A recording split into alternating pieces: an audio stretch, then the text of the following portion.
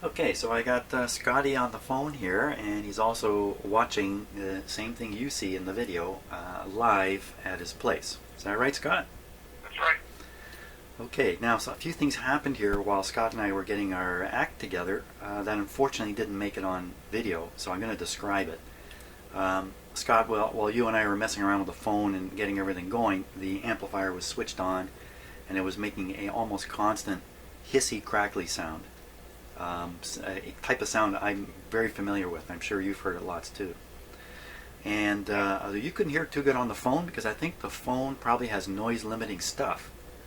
It's just not going to pick up noisy noises very well, I think. So you might not hear some of the stuff that's actually going on.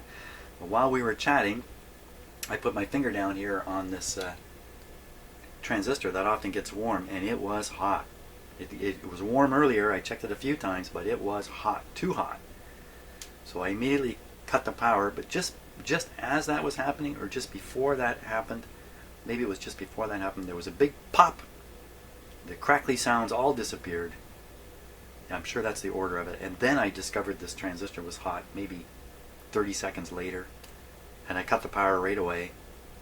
And then thought, oh, time for Scott to come on. Yeah. Actually, we're in the process of getting you on here. So I don't know what happened. Not good.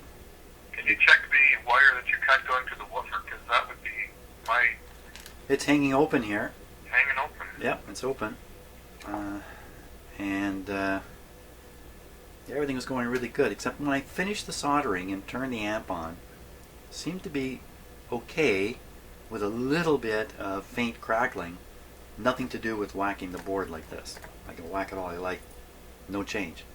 So I was thinking, oh, well, that's definitely a component failure. I hosed the thing with cooling spray here and there and everywhere. Got no change of anything. Slowly this raspy crackling got louder and louder. And then the event took place while you and I were trying to get our act together on the video here with you on the phone. Since then the power's been off, and I'm sitting here nervously wondering what to do now. Has the transistor cooled back down? Yeah, this heatsink works really well. Yeah. So it's actually warmed up everything else. This whole heatsink is a little bit warm now.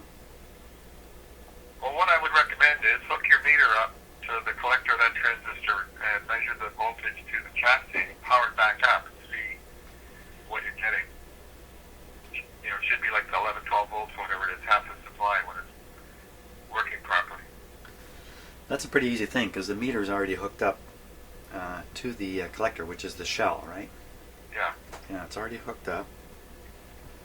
It's just Hook the other lead to the chassis. That's what I'm going to do here. As soon as I...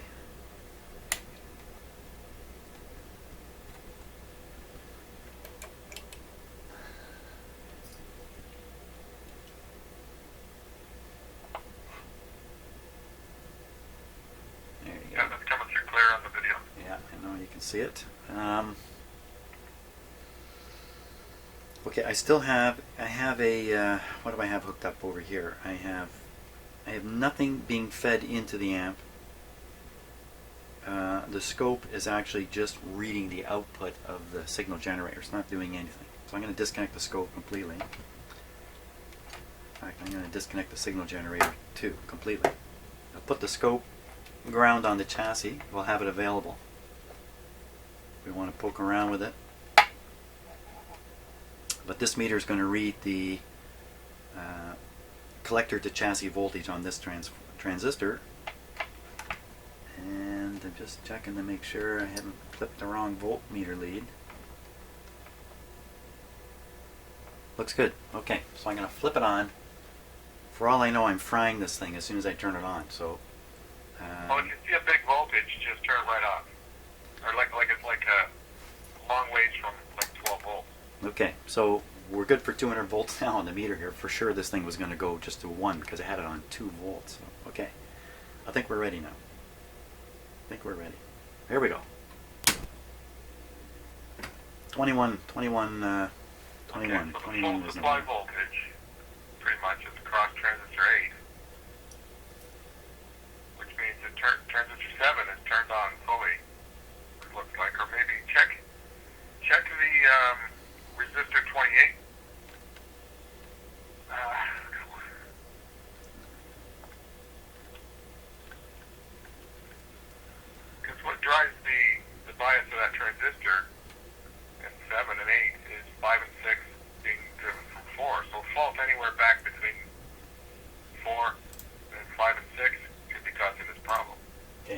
catch up with you here.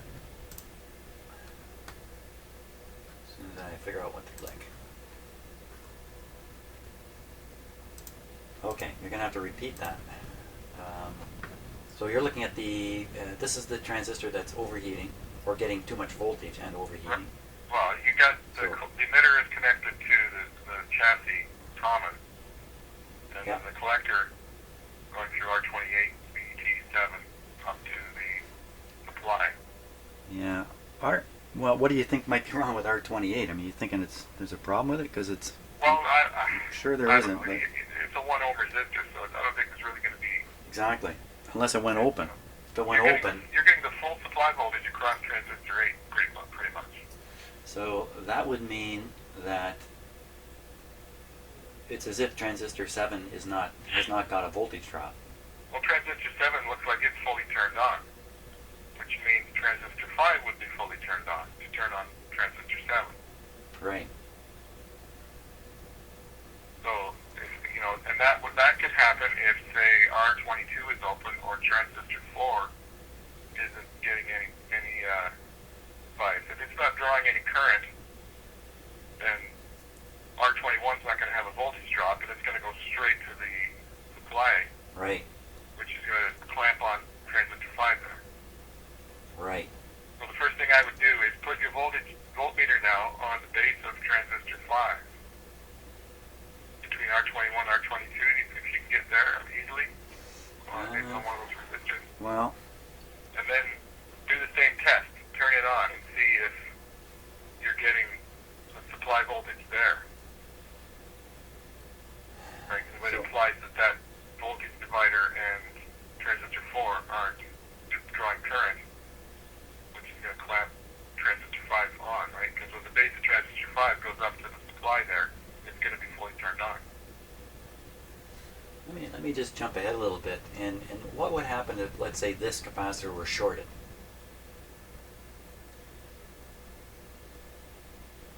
Well, that capacitor is like the emitter bypass capacitor for the audio, right? That's what it's actually. Yeah. Same as the cathode bypass on a tube. Well, I think one thing that would happen is the reading across this resistor. Oh no, I'm not reading there. I'm reading between the 8 and 8. I was going to say that the balance thing would have gone wild. It wouldn't show half a volt between the two of them. If something, never mind. It's okay. I'm wandering off in another. I don't think that would cause this kind of a problem, because you'd just be grounding the emitter of transistor 4, but it should still be drawing current through R21. Yeah. To bias transistor 5 there, so that shouldn't be causing that problem. Let's see if I can get between anywhere in here. R21, R22. Yeah. R21, R22. Okay. I'll get my close-up camera going here, I think, to do that. See what I can see According with to it. this thing here, the base of, you should be getting around 10 volts on the base of that transistor. 10.8 it says on the chart, right? R21. I'm going to look for it on the other board first. There it is right there, right? R21. Oh, great. It's right. Which one is it now? There's 21. There's 22. So they're right here. You can see how they're joined. They're soldered together at the bottom. Know what I mean? They're joined on the board. They're joined on the board. So see, the tops are available. The bottom is a little tougher to get at. Yeah, well, the bottom is what you want, right? Because that's where they're connected together. That's the base. Okay, so on the other board, which is a little hard to look at, the way it's bent here, it's going to be in the same spot, somewhere down in there. Well, it's those two resistors. Even though I can't see theirs, you can just see a bit of the 22. So it's those two guys. They got to be joined right here. That's got to be their joining. It might be easier for this kind of thing here. Just tack like an inch of wire on there that you can clip your meter to onto that point on the board, rather than trying to juggle around with a meter lead trying to get them on there. It's not a bad idea.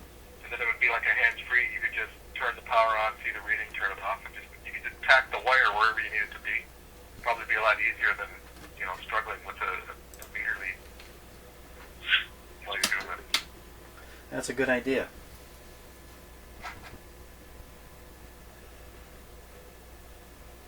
Let me just find a suitable piece of wire here. I'm just going to use a component that I don't actually have. Well, whatever it takes. Yeah. I gotta let my soldering iron warm up for just a moment too here. Something I just noticed when I brought the schematic up here, I'll let you know while you're doing that, is when you mentioned you had your signal generator connected to the thing here. I noticed that on the input of the amp, there's no capacitive coupling, right? You're going straight into the base of transistor 1, so you're going to get the base bias voltage coming out of that photo cable. I stuck a capacitor in the circuit that seemed to make a difference. Right. I wasn't aware of what you were saying at that time. Yeah, well, yeah, I know you normally do put a cap in series just for anything, but I just noticed that, so, you know, Well, at first I didn't, and then I did. What's with my soldering iron here? Give me some solder. I'm very worried that my resoldering has just introduced a new problem.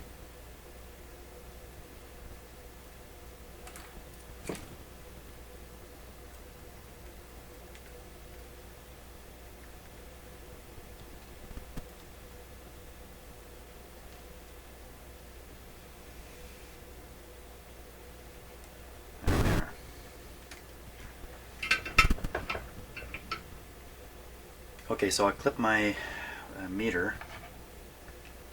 the yellow wire from the, yeah.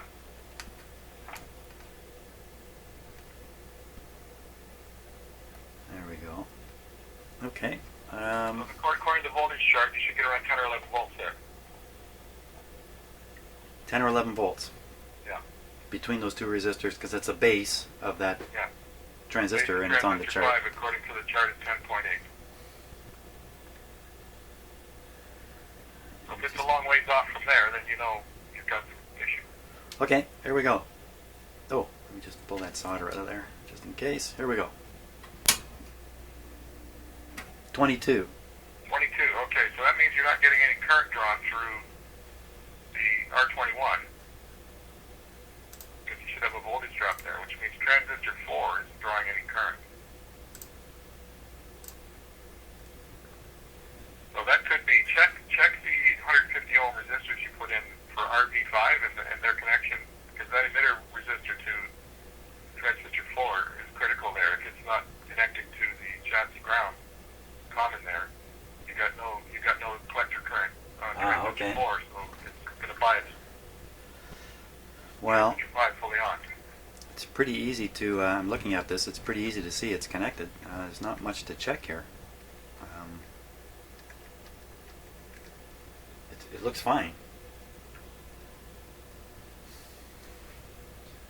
So if we assume it's fine at the moment, we could be looking at it. Then click your lead on to the emitter of transistor 4. That's a top of C18. Yeah. Or one in the Or one of those 150 ohm, whatever one that's going to that amp in question.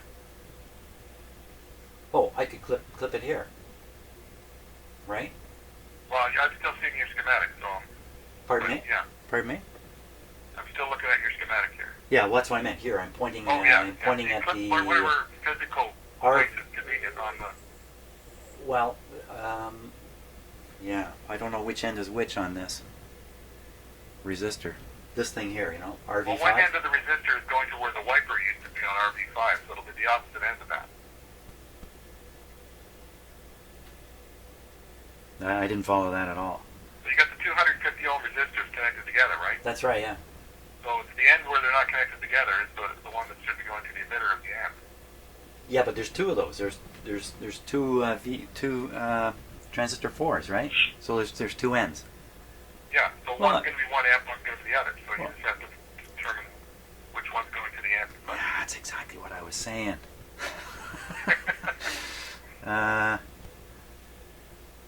Okay, so I'm just looking at the wires here. It's really tough to tell what's going on. Maybe I try one side and the other side. That should reveal it, shouldn't it?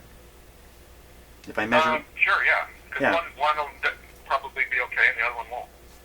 Okay, so to do that, I need to grab my, first of all, let me flip the picture here. There we are. So we're gonna use this lead. I'm just practicing now. It's either gonna go here or it's gonna go here. We'll take a guess. We'll start with 1. That's my guess.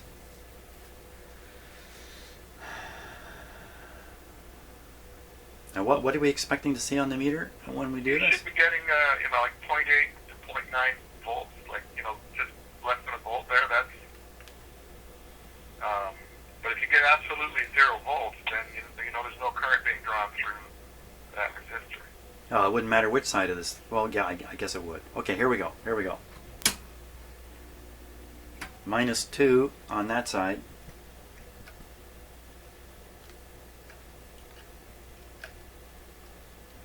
The other side, one of which is same thing. Very same thing. -2 and it sticks. There must be a capacitor in there. Yeah, there are. So I'm not sure we concluded anything there. Well, 2 volts across there. There should only be 1. Or less than 1. So one of the things I learned early about these germanium transistors when I started into this is that the PNP ones were common and reliable and the NPN ones are not. So I've always been suspicious of the one NPN transistor, transistor 4, the whole time, for no reason other than that. So transistor 4 is PNP. Transistor 6 is PNP. Oh, is it? The complement to 5. The 5 and 6 are the Okay. two are different, but You see, this is okay, why you're on the hang phone a with second. me. Let me look at the voltage chart here. Yeah, this is why you're on the phone with me, Scott. They Yeah. keep me in my lane all the time. Okay, well then check the base of transistor 4. Because the base of transistor 4, Transistor 4. You have to locate it first here. 3.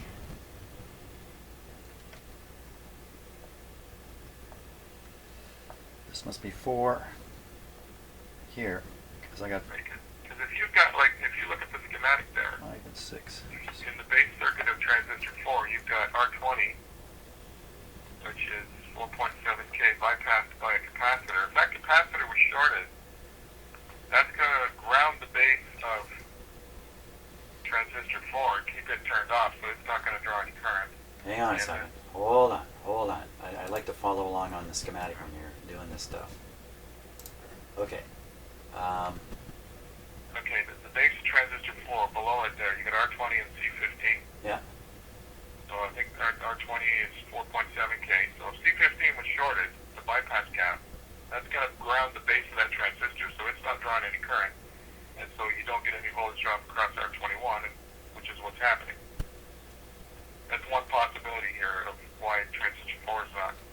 Well, I think what you said earlier. Test the voltage at on the base is the next sensible thing to do. I got all kinds of opportunities here to find it, to find a place to test it. Yeah. Because I don't know which of the leads coming out of the transistor is the base. I can't tell. Right. So here's C16, R25. Maybe. Well, am I mumbling? Yeah, I'm mumbling.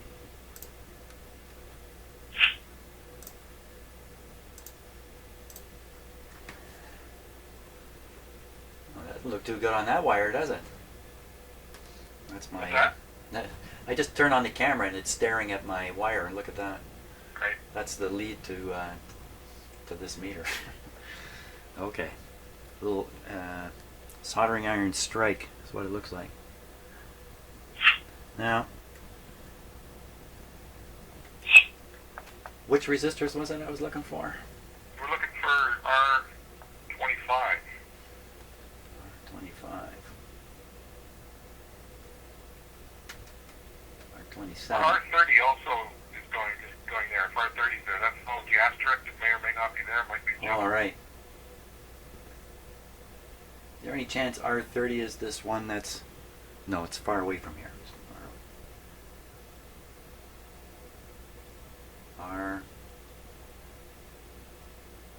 R25? Was that right? Is that what we're looking for? Yeah, R25 or R30. Well, there's 25. And I can see one lead. Can you see it in there? On camera? It's Is about... that the one right in the middle? It's pretty much in the middle, yeah. R25. Yeah. So then it goes down into that big blue area. It's got C16 attached. That's correct. Okay, so yeah, the junction between R25 and C16 is where you want to connect. Good. So top of that resistor where it's available. Yeah, that looks right. Now I gotta figure out what I was looking at with the camera here. R20, where'd it go? Okay, R25, just, okay. Hang on.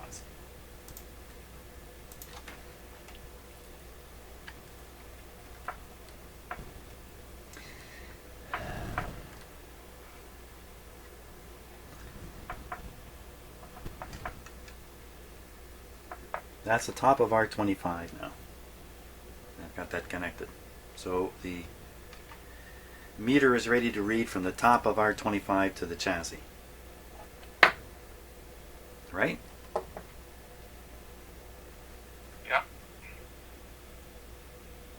Okay.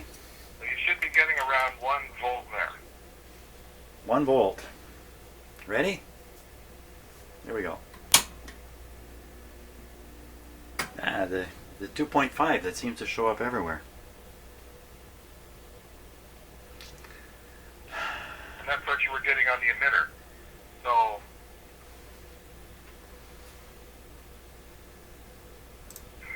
seems kind of strange. So here I've measured 2.5. Right. R20. Oh, R25, right. That's R25. And C16, yeah, that's the spot I tested for sure. Find minus 2.5 here, but we find the same thing kind of down here. All over the place. What if that's shorted? The transistor? No, well, I wouldn't think so, because if that was shorted, then it would be getting a huge voltage drop across R21, and you're not getting any voltage drop across R21. Right, it's right. implying there's no current flowing through the collector of transistor 4. Right. And on the chart, the base is supposed to be around minus 1. Yeah, it should be around 1 volt, and then, 0.8 or whatever on the emitter. Now, Jim down in the States has been yelling 2 capacitors at me the whole time I've been doing this work. I can't remember which ones they were. I think it was 18 was one of them. I can't remember which. Well, if 18 was shorted, I don't think it would be causing this kind of problem, right? Right. Because you'd still be getting the current through transistor 4. Right, right. So I can't remember the other one he was suggesting was a likely candidate to cause all this. Can you see if you can get onto the collector of transistor 4, see what's going on there? Maybe R22 is open. Something's happened to R22. I might be able to test R22 more directly. Just read the resistance on it. R22. Okay, let me flip back here. That's the 82 ohm resistor. R22.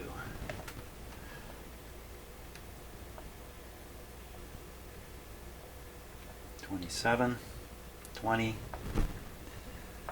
R.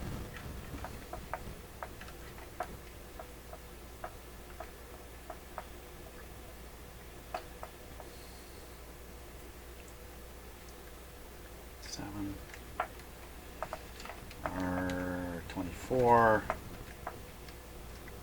R23, R21.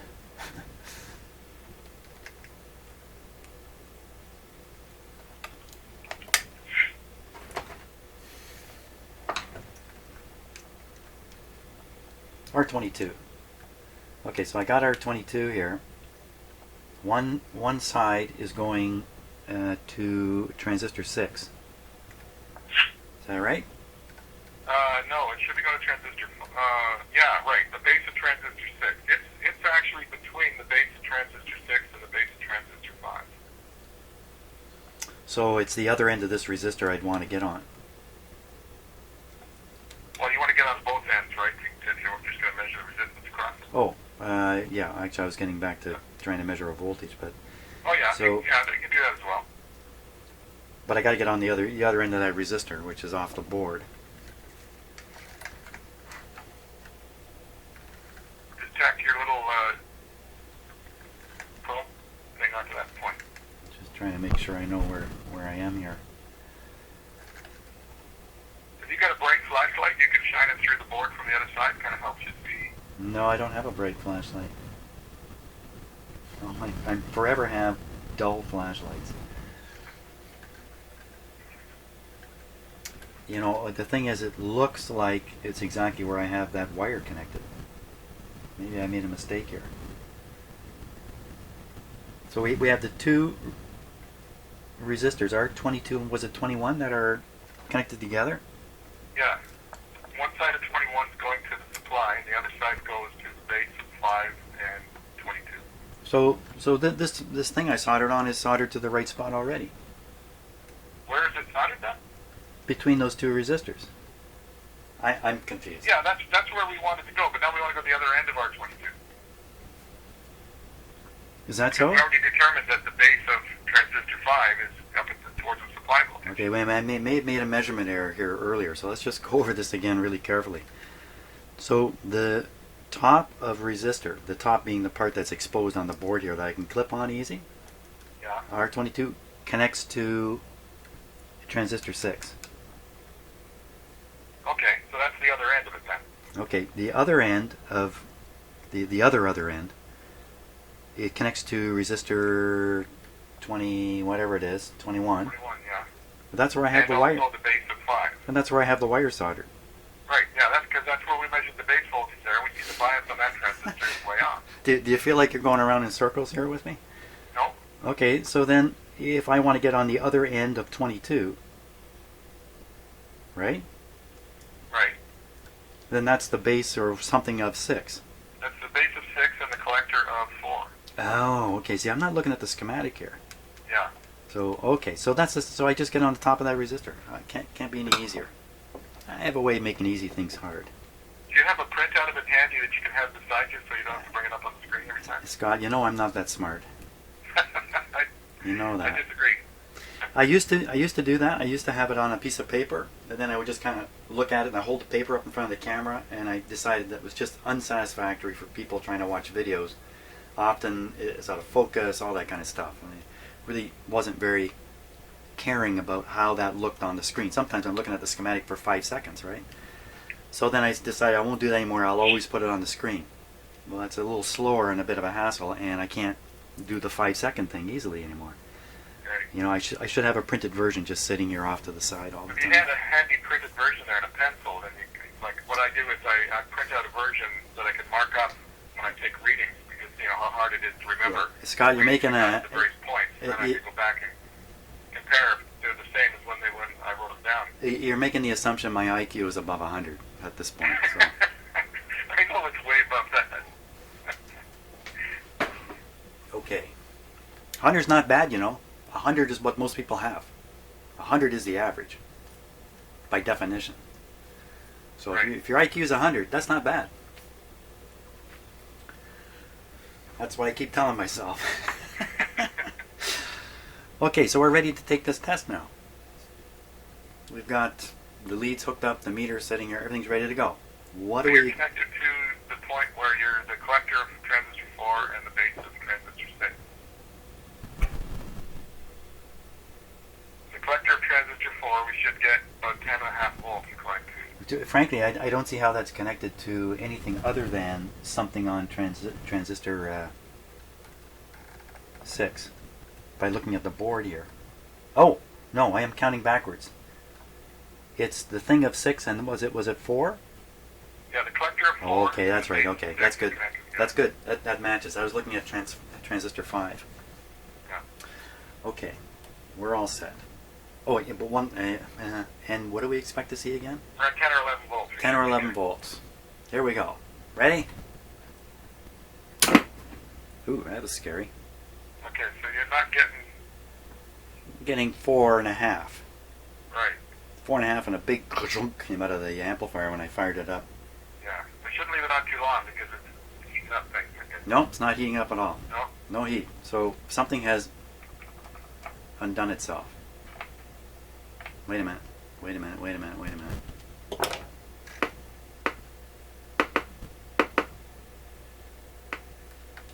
Something kind of bad has happened here. Well, it's not operating the way it did. So you're only getting 4 volts there, and you're getting 20 volts on the other side of R22. Then that tells me R22 has come open somehow. The 82 ohm resistance. Well, I'm going to go further. I'm going to suggest something just failed in here while we're doing this. Because this transistor now has gone from being, getting really hot to there's nothing. There's nothing. This one's warmer. What? Yeah, if anything, this one's warmer. I mean, we're talking about a slight amount of heat, but I can feel it. Yeah. You remember you were telling me these resistors are those end cap type resistors that are kind of unreliable? Well, Or they can be? what I was telling you is I have some different manufactured resistors, but they're done in the same style, where the resistor body is connected to the lead wires with an end cap that's just forced on. And the ones I have, they fall apart all the time. When I'm hooking them up to stuff, I get almost hooked up and the cap will come off. They're just pieces of junk. They're unreliable, terribly unreliable. This thing's full of a similar looking resistor, but obviously they're from another manufacturer. My guess is they're good. That's my guess. Not all of them are that way, though. I see some up here that are that don't have the caps. Well, from the readings that we just took there, Yeah, it looks to me like R22 keep talking. I'm going to put this on close up on camera so people know what the heck I'm talking about when it comes to a cap. So there's a resistor right there, and you can see it's got caps on the ends. You can see the one behind it. Now, way back here is a regular resistor, right? There's no caps on that. The lead just comes out of the body. But see all these other ones. Oh, you know what? Maybe that's partly why they have shrink sleeve on all these. I left this amp on. Oh, jumper. Just keeps getting more exciting all the time, doesn't it? The amp is on, I forgot. These two are warming up a similar amount. Wow. Yeah, well, the problem is intermittent. The problem is intermittent. You know what the problem is? I went and soldered this whole thing and I've introduced another problem. That's my guess. Oh boy. And maybe I introduced FIDO. Right? Who knows? Who knows? Right. Maybe I've introduced 3 on this board and 2 on that board. Okay, well, bring up the schematic there. Can you hear the tone in my voice here? I'm losing it. I'm getting very frustrated. People think I don't get frustrated. Oh, I do. Yeah, well, we've got a couple of readings here that point to a particular thing, right? Because we got mostly the supply voltage on the base of transistor 5. Right, we did, Right? but I'll I'll bet you. Hey, 2 volts on the collector of transistor 4. yeah, I bet you if we check this again, it won't be there now. I'll bet you this has gone back to normal. And so the output is no longer forcing, a big output through. Well, how can you get heating? Because if R22 is intermittent, it goes open. Transistor 5 turns on hard, which turns transistor 8 on hard. But what are they that doing? That would explain the 2 volt But reading you got on the collector of transistor 4. So, and so what? You got a huge DC current just going from the supply line down to the ground through these 2 transistors. Right. Yeah. Only one of which is getting hot. Right, because in order for it to work right, transistor 4 has to draw current through R21 in order to bias 5 and 6 and 7 and 8. Yeah, but wait a minute. If R22 goes open, transistor 5 just turns on hard. Yeah. And that's what happens there. Yeah, but wait a minute. If you got a heavy current flowing through this pair, right? If you got a heavy current flowing through this one, you're watching your screen there. VT8, there's got to be a heavy current going through VT7, doesn't there? Right, but the power dissipation in the transistor is a function of the voltage across it and the current going through it. So if one transistor is turned on super hard, it's got a really low voltage on the collector emitter. It's not going to dissipate as much power as the one that's maybe got 15 volts across it or whatever, and the same current going through it. Yeah, I follow. Well, one of the last observations I just made was both of these are running a little bit warm now, as compared to this one getting hot, and, right. then getting really hot. These ones are cool all the time. On the other amp, they never feel any heat in them. Okay, so going back to this R22, then did we settle? I'm suspecting R22 is intermittently open. That would explain the reading we just got, where the collector of transistor 4 is only a couple of volts, and the base of transistor 5 is like 20 something. R22 has to be open.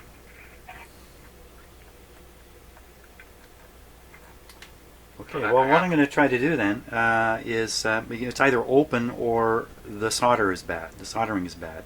There's open somehow, yeah. Okay, so I'm going to. Connection to the board or the actual. It makes a difference on. It makes a difference on how I test it, where I put my test leads. So I'm going to do that. I'm just going to try to read across it.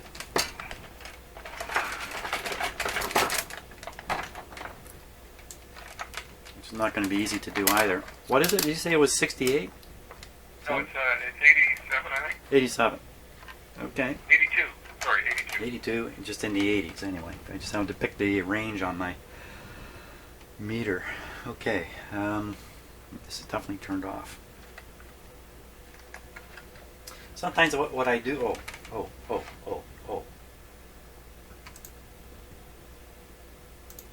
Okay. Sometimes what I do to help me figure out, where things are on the other side, is I put my finger on top of the thing I'm after, and I find I can tell better where it is, probably. Yeah. Where it is, probably. So that's got to be one side there, and the other side. Okay, it's got to be the case. I don't like using clip leads on a resistance measurement, but that wire I soldered on is good for one side of the resistor. And the other side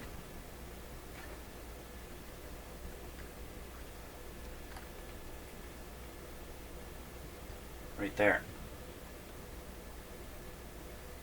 Wait a minute. Oh, I'm getting lots of wild readings here, and you know what? I'm wiggling the resistor. This is tricky to know just what's going on here. There's all kinds of places where you can get little intermittent stuff happening.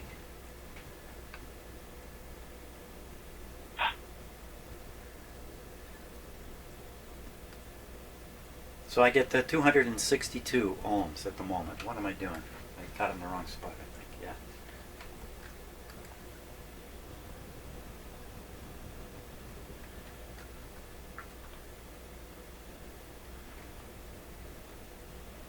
That's got to be the reading. 262. How did I end up with that? Well, you've got some solid state components in the circuit, right? You're doing an in-circuit test. That's right, but so it should be... You've got an 82 ohm resistor. You expect if there's other components influencing it, it can only be lower. That's right. You're getting a higher reading, which That's tells right. me, I don't know what it tells you. What that tells you. I don't know what that tells me. What's that tell me? It tells me I'm doing the test wrong. No, if you're getting a higher reading, that component's failed. It shouldn't be able to read higher. It should be able to only read lower because of the influence of the other components. Yes, but I always think back, and it was certainly true a few videos ago, to what I learned in college from one of the professors, and that was the problem with these meters is they always give you a reading. Yeah. And so I'm getting readings, but I may be doing something wrong here. Well, you know what? Try taking the same reading on the other amp. From the same 2 points you're doing on this amp. Except that it's upside down, right? The other one. Island in the golf course. Okay. No, I'm trying. I got a clip lead in here. That's. Ooh, I saw the 260 there for a minute. Let me try it with just probes.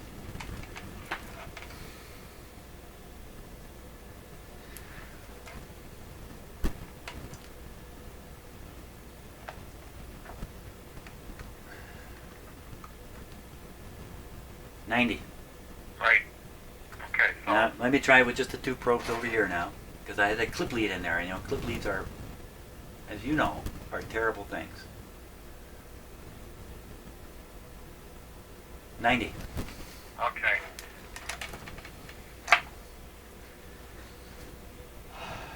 It's a good thing I've learned to doubt myself like crazy, because boy, I could take a reading and jump ahead, and I'm sure I've done it 1,000 times. And the wrong reading. Take the reading wrong. You know, I'm sure I've done this 1,000 times. Is it possible that one of the leads on transistor 4 has come kind of unsoldered when you were doing your resoldering of the board? Of course it's possible.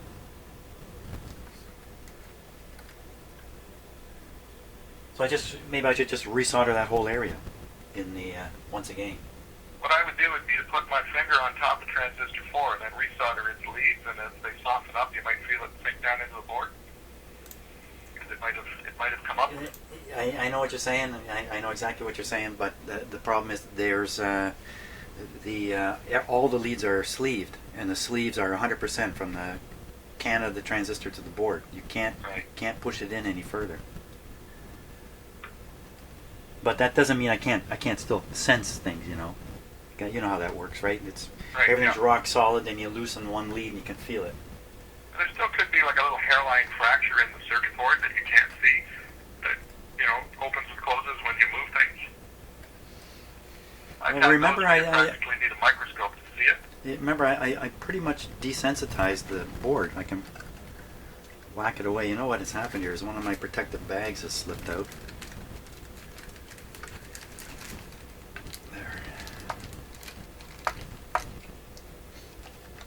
I hope that wasn't the whole deal.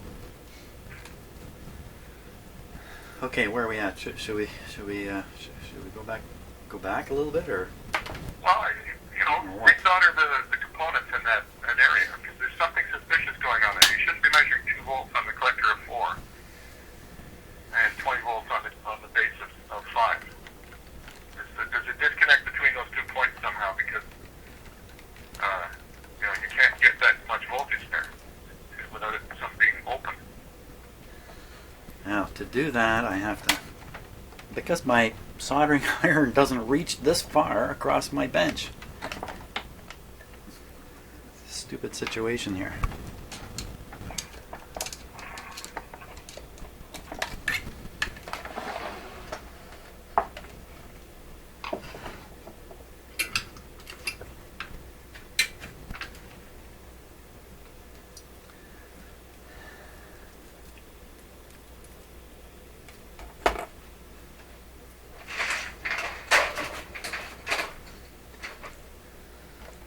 Okay.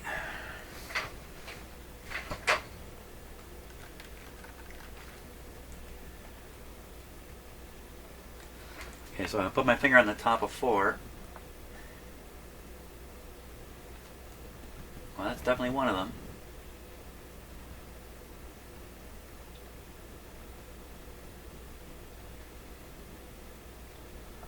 That's not one of them. That's another one there. You're feeling it move slightly? Yeah, I can feel it loosen up, you know, feel it give. I think that's the last one there. So let's take a good close look, because I can't see. I can't see. That's the problem.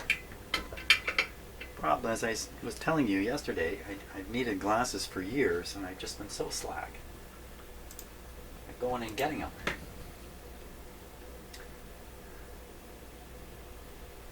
And it's really hard to look at solder. Well, that looks terrible. With, yeah, so the three in question, they all look horrible now.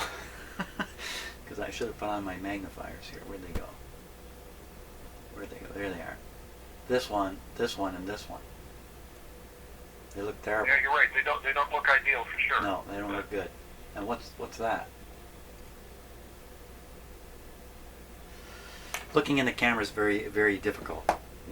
It can be quite misleading. So I will don my my aid here.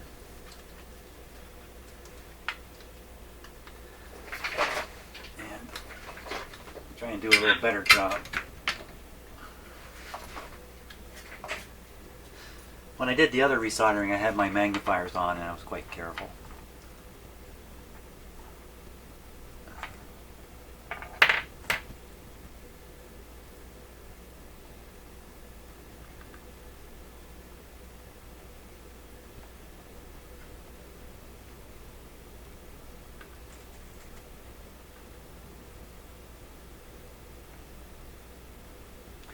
I actually think these things were connected. They do just an ugly looking solder job.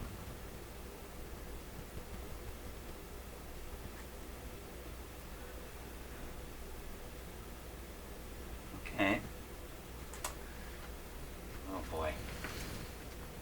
This is why I like fixing older stuff with point-to-point wiring. This is older stuff. This is 1964. No, older than this. Yeah, I know. Actually, this is kind of a danger zone, isn't it? Through the early 60s, you've got these transistors. I mean, everything's older. Plus, you've got early transistors, which may be unreliable. And I don't know about the capacitors. If they, you know the black TV problem in the 90s. You know about that? The what? Black TV problem. Remember back in the 90s, everybody had a black TV, a black picture tube type TV. Right. And there was trouble all over the place with those TVs. They were all made by the same company, Thomson. Thomson was making TVs for everybody. Yeah, Thomson owned RCA, I think. Somebody owned somebody in the background, this company called Thomson, and they used capacitors that came from one factory, I think in China, I'm not sure, I shouldn't really point to China, I don't know where it came from. One factory supplied capacitors for like 8 years, and they were bad. And so every one of those televisions went out with trouble. Like early trouble, including the one I had. And I found all this out when I went and took it to a repair guy. I wasn't going to attempt it myself. And he goes, "Don't worry, I know exactly what's up." So they also had grounding problems. All those TVs. Now they're all gone now. Nobody's got those old glass tube TVs, but. So, that's the thing. There could be a certain period of time where equipment was being made with bad parts or bad whatever. Enough talk. Okay, so we're going to try this thing again. Is that the plan? Plug it in and try it again? Okay, well you need to put your meter then back on the base of transistor 5. You still got that thing soldered on there? Still got the thing soldered on there. Okay, so you want to measure the voltage at base of transistor 5.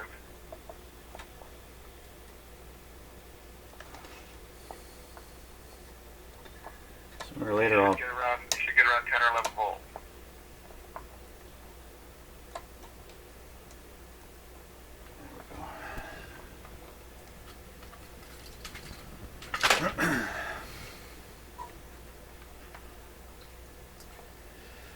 Okay, it's basically the same test I was just doing. Is that right? Yeah. You can aim the camera up just a little so we can see the meter. There we go. Okay. Speaker's in, power's in. Everything looks okay. Input wires are just hanging free. You want to switch to volts? Hey, that's a good idea. Hey, you're earning your keep this time, Scott. Right, I got both leads in my hand. So I'm going to read from the soldered connector to there. That's my plan. That's Oh, reading. you just wanted to read to the chassis from there. Oh, that's all right. Back to Voltage, where yeah, so I'm losing. You know, it's just like when I go driving. I go driving on my own. I get to where I'm going, no problem. You put my wife in the car with me, and I turn into like a zombie driver. I just drive.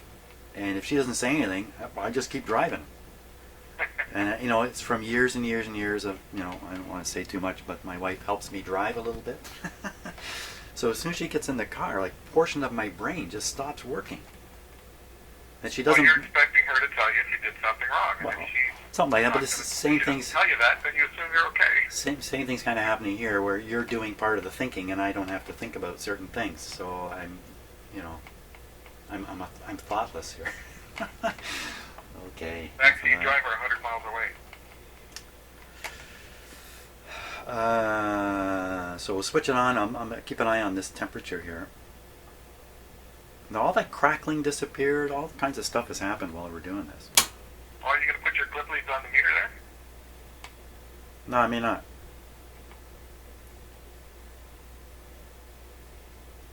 No heat. No heat. No sound. Yeah. Okay. No heat. Sounds back to the way it was. No heat. No heat. Do you measure from the chassis to that? Oh, right. Part of that resistor? Yeah, it is a good thing you're here.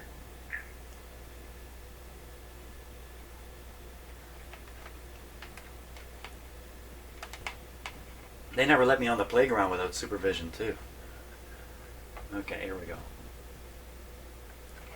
Over 20. No, it's the part where the resistor soldered on. There. 22. You still got 20 volts there. 22.9.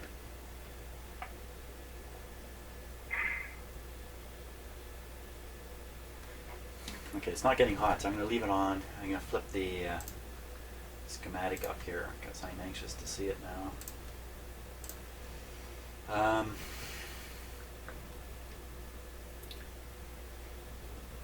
Where do we think we are in We this think circuit? we're on the base of transistor 5.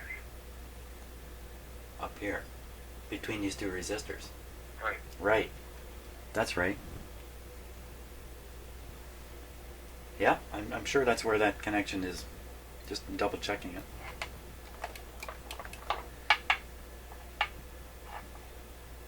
Slightly warming up.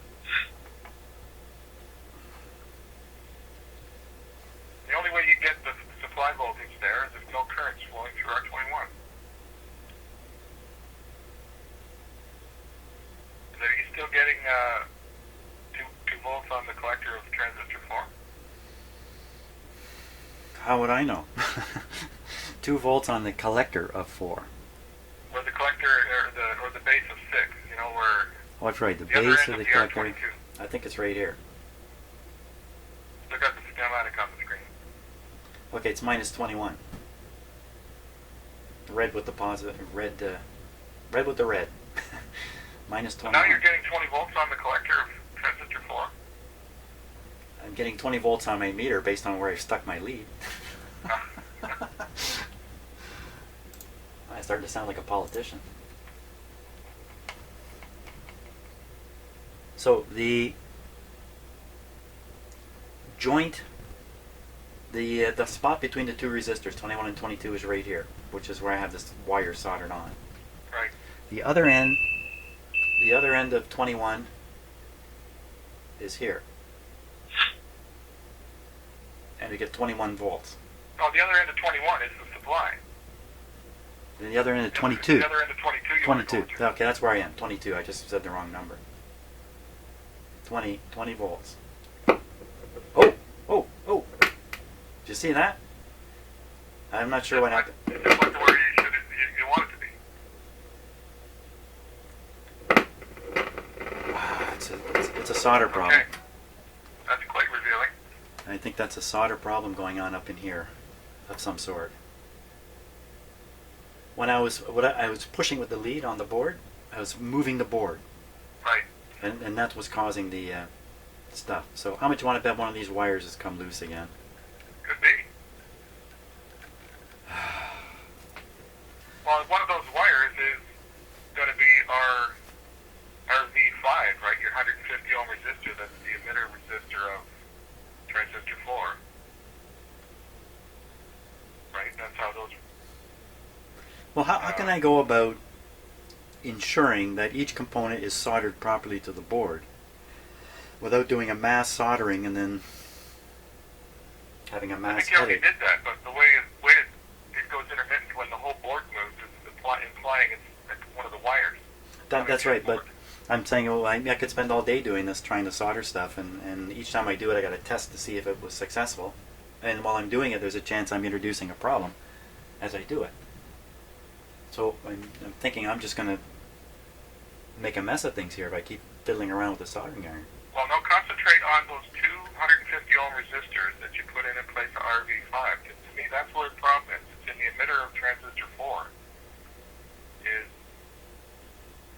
Was going open, so it couldn't draw any current through R21. Okay, so those resistors are over here. Right, but they're getting back to the board somehow by some wires, right? There is a wire, yeah. There is a wire. It's taken me quite a while to sort this out. Okay, so I think what I'm going to do then, I think maybe off camera I'm going to fiddle around here and try to resolve the connection problems. That's going to take quite a bit of poking around and soldering and fooling around in that. See if I can get the amplifier into a stable condition again. That's where I thought I had it when I called you up, more or less, kind of, Right. not really, sort of. Because that's really causing a lot. It's just ruining everything for us to try to attempt to do anything to this thing. As long as there's problems in it like this, boy oh boy, it's hard to keep the motivation up. No, once you get this little problem here sorted out, then you can track down any other fault that's in the amp. Yeah, all the rest of the problems. Yeah. There might only be one other problem, right? There might be, or there might be none. It could just be all Yeah. this soldering stuff the whole time is what's been upsetting the whole thing. Okay. Okay, Scott. I think that's it for us today. Okay. So thanks again, and I'll probably talk to you later in the day. So I'll say goodbye to you, Scott. Bye. Okay. Goodbye. Okay, and I'm going to say goodbye to you too, Mr. Viewer. At this point, what a struggle. Holy smokes. I really do like working on the older point-to-point vacuum tube stuff a lot better than this. And it's mostly probably just experience. But anyway, thanks so much for watching, and we'll see you on the next video.